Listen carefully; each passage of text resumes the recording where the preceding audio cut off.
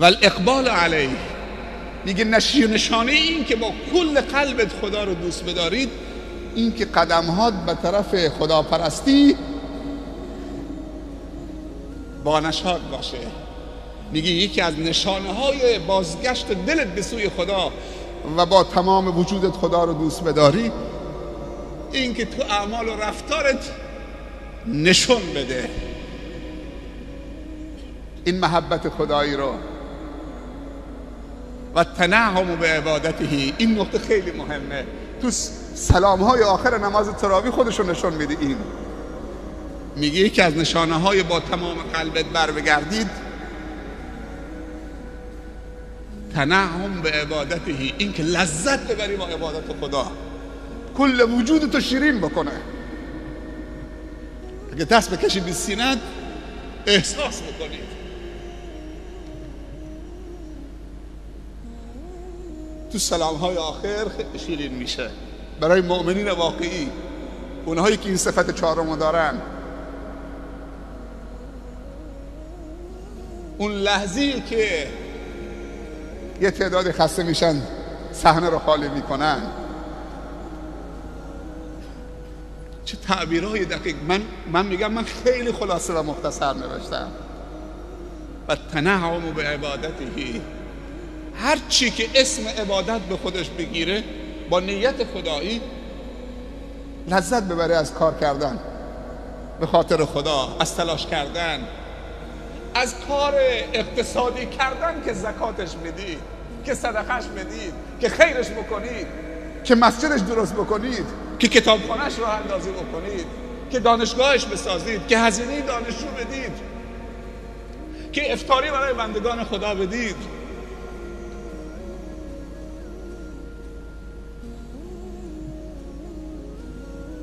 اگر کسی به این پس بره وارد بازار بشه، تجارت بکنه که پولش زکاتی بشه، زکات بده، رکن پنجم اسلام انجام بده، نیاز جامعه خودش رو برطرف بکنه، جامعه رو رشد اخلاقی و ایمانی بده،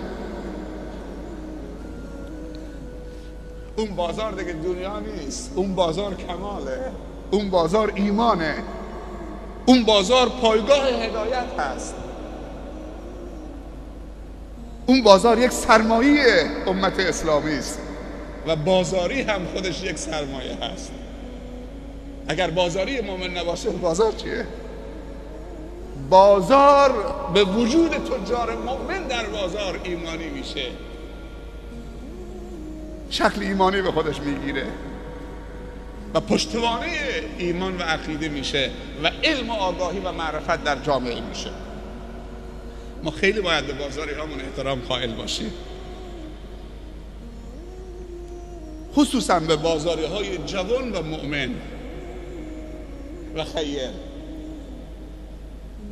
خیلی باید براشون احترام قائل باشیم، همون اندازی که به یک طلبه مدرسه دینی احترام قائل میشیم، چون اون شریک اونه، اون میاد تو صحنه، اونم ساپورتش میکنه.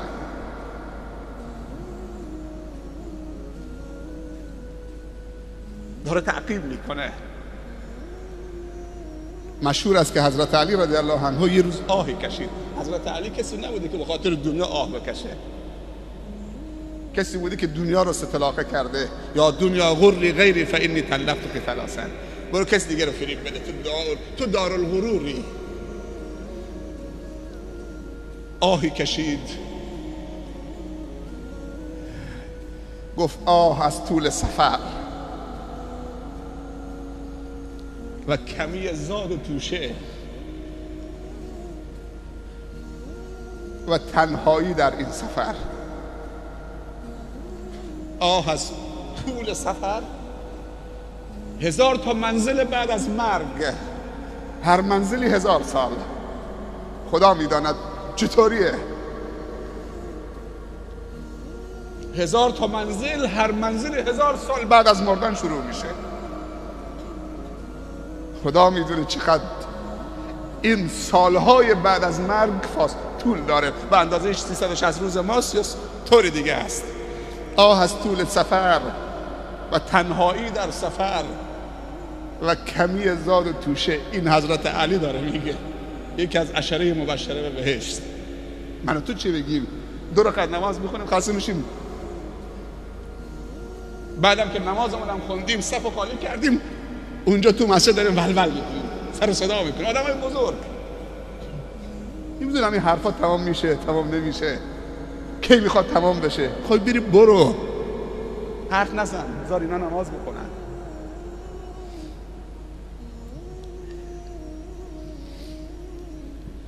فلا شیء اشرح لصدر العبد من ذلك، میگه هیچ چیزی معادل این که دل همیشه به سوی خدا نیاز پیدا بکنه و نیازشو در بازگشت به سوی خدا ببینه، چیزی دیگر یعنی قوی‌تر برای انشراح صدر وجود نداره از این.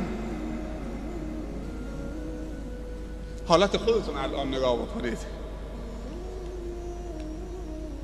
روزنامه ها رو بخونید، طرف چطوری همسرشو کشته، طرف چطوری فلانشو کشته، دوستشو کشته، رفیقشو کشته، سبحان الله، با یه شوخی.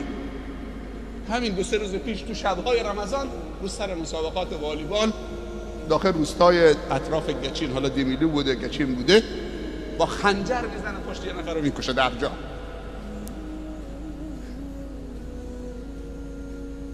به همین سادگی بحثشون میشه، حق میزنه.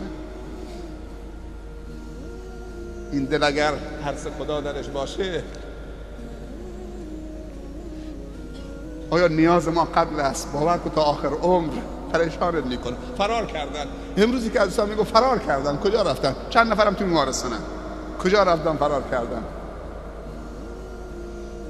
کجا رفتن؟ زیر زمین و فرار نیست.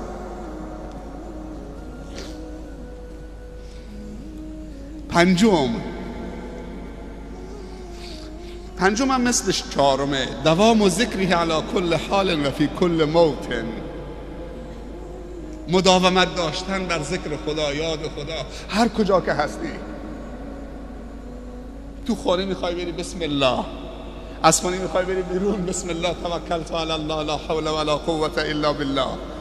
پیامبر صلی الله علیه وسلم میفرمایند هر کسی این جمله رو بگه از خانه صبح بره بیرون، خدا در گوشش توسط فرشته ندا میزنه حفاظت شدی، کفایت شدی، هدایت شدی، شیطان از تو دور شد، ناامید شد. همین بگید، این همه پاداش، این همه امتیاز، همین جمله رو بگید. از خانه که میخوای بری بیرون بسم الله توکلت علی الله لا حول ولا قوة الا بالله. فرشته میگه که هدایت شدی، حفاظت شدی، کفایت شدی، شیطان از تو دور شد. اگر کسی در روز 100 بار بگه لا اله الا الله، از اون بهتر روی زمین کسی وجود نداره مگر یک نفر. اون یک نفر کسی که همتش بالاتر باشه 101 بار بگه فقط. یعنی قلم دست خودته، به خودت نمره بده. بهترین ایدیا 15 18 20 100 گفته از اون کسی بهتر روی زمین نیست مگر کسی که 101 بار، یک بار همتش بلندتر باشه. بهترین ذکر خدا تلاوت قرآنه. خداوند میگه 2 تا صدا من خیلی دوست دارم که اون رو همیشه بشنوم. 2 تا صداش دوست داشتنی ترین صداها نزد الله تبارک و تعالی است. یکی صدای بنده من هنگامی که با کلام منو یاد میکنه، تلاوت کلام من میکنه، و رتل القرآن ترتیلا. و یکی صدای آه و ناله و گریه و زاری بنده من که دست رو بلند میکنه بر گناهانش گریه میکنه، میگه یا رب یا رب یا رب. میگه این دومی وقتی دستش بلند میکنه من شرمم میاد که بندم دستش بلند کرده میگه یا رب یا رب یا رب. شرمم میاد که من دستشو صفر تو خالی بر بگردونم. و این صدا اگر از جوان باشه خیلی زیباتره و خیلی دوست داشتنی تره تا پیر. پیر باید توبه بکنه ولی جوان ابزار گناه در اختیارشه و هنوز به خودش میگه هنوز زوده. وقتی پیر شدم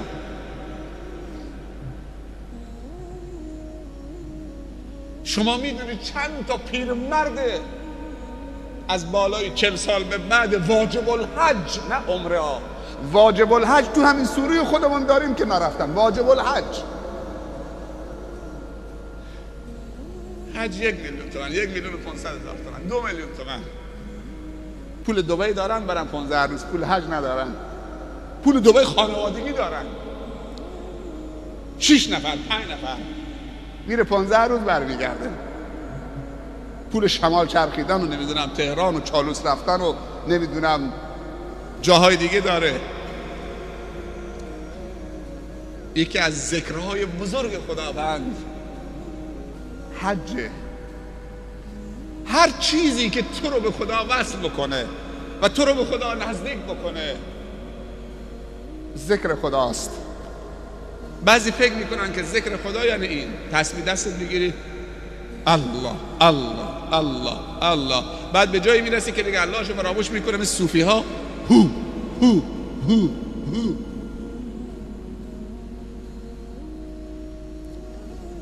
فذکرونی اذکرکم، در تمامی زمینه های زندگی و صحنه های زندگیتون مرا یاد کنید. منم هنگامی که میخوام توفیقاتم رو تقسیم بکنم و مغفرتم و حمایتم و نصرتم و مغفرتم و رحمتم شما را قطعا یاد خواهم کرد. فذکرونی اذکرکم یه قاعده است، تخلف نمیکنه. پیامبر صلی الله علیه وسلم میفرمایند اگر جوانی داره تو کوچه رد میشه تو بازار، یک زن زیبارویی جوان جلوش ظاهر شد، میخواست نگاه بکنه، ایمانشون رو وسوسه کرد، به وسواس افتاد، گناه داره نکن، گناه داره نکن، زور اون زیاد بود. یک دفعه چه یه فریادی زد، یا الله به خاطر ترس از تو من چشمم پایین میندازم، وگرنه خیلی زیباست. همینجور به خدا به همین راحتی صحبت میکنه، وگرنه هر جوانی میخواد نگاه بکنه، ولی به خاطر ترس از تو من چشمم و وعده‌ای که پیامبر به من داده و به امتش داده، به خاطر اون وعده و ترس از تو من چشمم پایین میندازم، وگرنه خودت میدونی که خیلی سخت چشم پایین انداختن، اونم برای یک جوان مجرد، اونم برای یک جوان مجرد بازاری که تو بازار سر و کار داره و کار میکنه. پیامبر صلی الله علیه و سلم میگه اگر اون لحظه انسان به یاد خدا افتاد، ما الان سوره یوسف خوندیم، وقتی که زلیخا خودش آماده کرده بود درها را بس گفت هی تلک هی تلک هی تلک، 3 تا قرائت، هی تلک من آماده ام برای تو، درهام قفله. یوسف دوید مثل این که گرگی دنبالشه. همه این آیات رو خوند که چطوری پنجه زد، از پشت پیراهن یوسف پاره کرد و یوسف پا به فرار گذاشته بود، در بسته کجا میخواد فرار بکنه. بعضی موقع پرنده هایی میان همین گنجشگاه تو خونه، بعد یک دفعه در بسته میشه، میبینه خودشو به شیشه میزنه، به در میزنه، به سقف میزنه، به دیوار میزنه، میاد پایین که دری باز بشه روزنی فرار بکنه. یوسف همین حالتو داشت، ولی فریاد زد وقتی که زلیخا گفت هی تلک، یوسف گفت معاذ الله، پناه به خدا، معاذ الله. این بهش میگن کمال. پیامبر صلی الله علیه وسلم میفرمایند کسی اونجا یاد خدا بکنه دست بذاره رو دلش، گفته وعده خداست که شیرینی و حلاوت ایمان همون لحظه تو سینه‌اش بهش بچشونه، همونجا. نه اینکه دختره وقتی پشت ماشین یا دیوار افتاد میگه حالا من نگاه نمی‌کنم، حالا خود رفته دیگه، حالا خودش رفته تو خانه، رفته تو دیوار، میگه حالا نگاه نمی‌کنم. میگه همونجا حلاوت ایمان و شیرینیش رو دلش میتونه احساس بکنه. خیلی عجیبه. روزه هم همین حالت رو به انسان داره.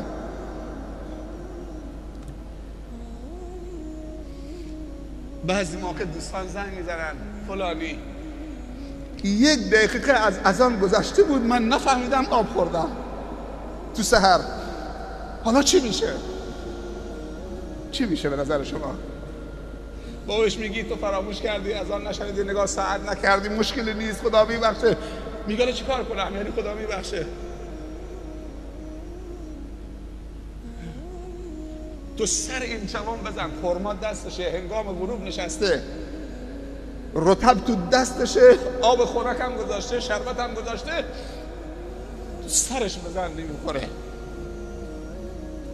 فکر میکنه زقومه، شیرین تر از رطب و عسل هست، شیرین تر از آب هست، گواراتر از آب هست، اونم بعد از چند ساعت 10-12 ساعت تشنگی. ولی تا نگفته الله اکبر فکر میکنه زقومه، محاله بخوره. تا گفت الله اکبر گوارا میشه خیلی خوشحال. للصائم فرحتان، فرحتون عند فطره و فرحتون عند لقاء ربه. یه خوشحالی هنگامی که افطار میکنه که روزشو به سلامتی رسونده، و یه خوشحالی هم هنگامی که روسفید میشه اونجا وقتی پرونده هاشو باز میکنه که در جمله الصائمین نوشته شده. الا به ذکر الله تطمئن القلوب. همیشه بیاد خدا باشید، یک جماعت مؤمنی تشکیل بدید، دوستان خوب، همسایه های خوب، رفت آمدهای خوب، انسان های خوب بکنه دعوت بکنید، فیلم های خوب برای خانواده. نزدیک 150 تا نوار سخنرانی شیخ ضیایی هست.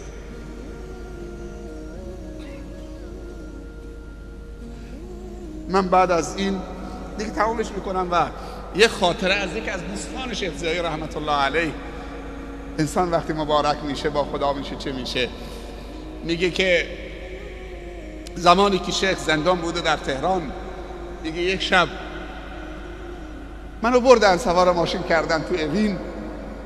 یکی از دوستانش نقل میکرد، میگه منو بردن، وقتی که متوجه شدم که وارد سالن بزرگی کردن، زندانی ها رو اونجا جمع کرده بودن تو وقت شب، به من گفتن که برای اینها سخنرانی دینی بکنید.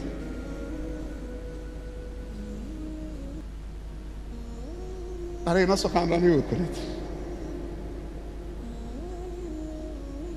و راننده شیخ تعریف میکرد که 4 سال 5 سال رانندش بوده. میگفت وقتی از بندر میرفتیم تا هود، تا عوض هود، خیلی کم با من صحبت میکرد تو مسیر راه، و همیشه لبهاش زمزمه میکرد، لباش حرکت میکرد. میگفت از بندر تا عوض 5 جز، 6 جز، 4 جز قرآن شما رو مرور میکرده. تو خیابان وقتی میرفته بعضی موقع فکر میکرده سلام به شیخ میکرده، فکر میکردی درست متوجه نمیشه یا جواب سلام بد میده، همجور حرکت و انگشتاش تو حرکت میکرد. خدا رحمتش بکنه. و اون چیزی که شایستش خدا به برکت این جمع‌هایی که تلاش اون بود و اخلاص اون بود، که وگرنه ما تو مساجد جنوب اصلا چیزی به اسم ختم تراویح در رمضان اصلا رسم نبود. اولین کسی که نماز تراویح و ختم قرآن در 3 تا استان جنوبی برای اولین بار احیا کرد شیخ ضیایی رحمت الله علیه بود، با 2 نفر. با 2 نفر. الان برو، و اولین حافظ منطقه هم خودش بود. الان 500 تا 600 تا حافظ دختر و پسر داریم.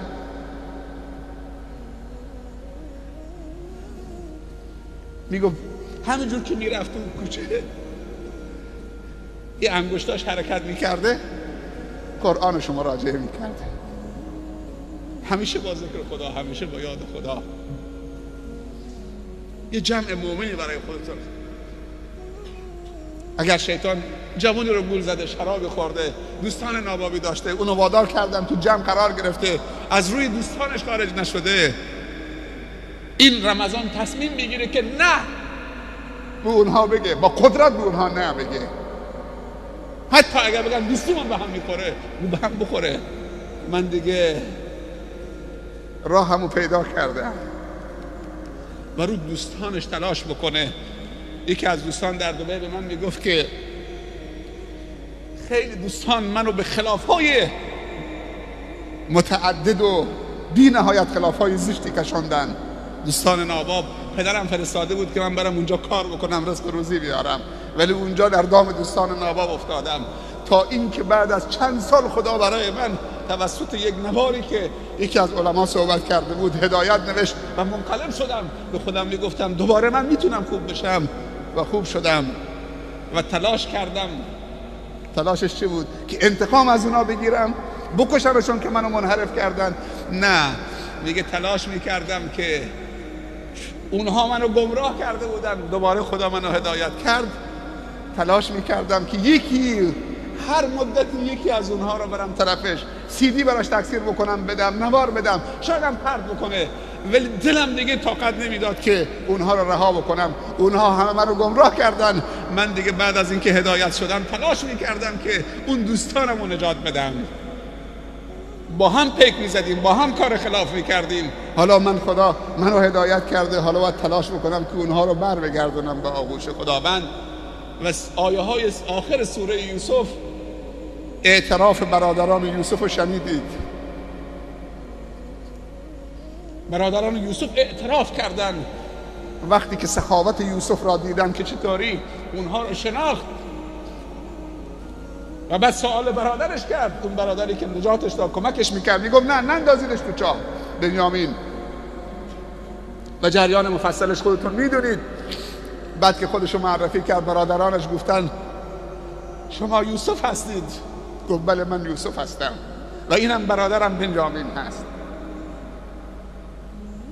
برادر و خواهر، ای که دستت میرسد کاری بکن برای خودت و برای برادرت و برای خواهرت و برای دوستت و برای رفیقت. هر دوستی از دوستش حرف شنوی داره. تو کمکش کن. شاید منو نپذیره، من متهم به عنوان یک ملا، شاید تو جمعشون منو راه ندن، ولی تو برو تو جمعشون که تو جمعشون هستی، اونا رو بکش. اینجا نیامدن، بیان تو باشگاه، اونجا کمی راحت تره.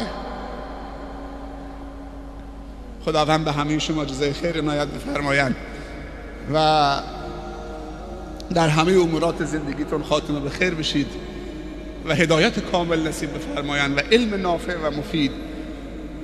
و خداوند ما و شما را بندگان مخلص و خالص خودش قرار بده و مخلص و خالص برای بندگان مخلص خودش هم قرار بده که بتونیم خدمت بندگان خدا بکنیم. تا جلسه دیگر شما را به خدا میسپارم و امیدوارم که انشاءالله در جلسه بعدی هر نفر 2 نفر با خودش بیاره تا انشاءالله خوشحالی ما و جمع کاملتر بشه. و این 20 شب مانده هم انشاءالله از خداوند توفیق بطلبید که خدا کمک بکنه و بتونیم انشاءالله شبها و روزهای خوبی رو داشته باشیم.